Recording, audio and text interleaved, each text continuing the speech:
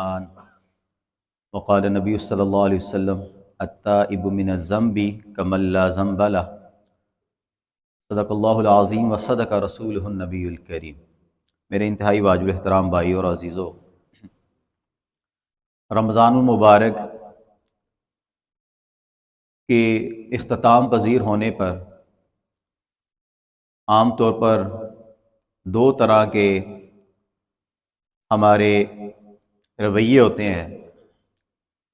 ان میں سے ایک رویہ تو یہ ہے کہ رمضان المبارک گزر گیا ہے، رمضان ختم ہو رہا ہے، اور کچھ لوگوں کے اوپر بہت زیادہ مایوسی ہو جاتی ہے، بے رمضان چلا گیا، گویا سب کچھ چلا گیا، اب کچھ باقی نہیں رہا، اب کیا کرنا مسجد میں آ گیا۔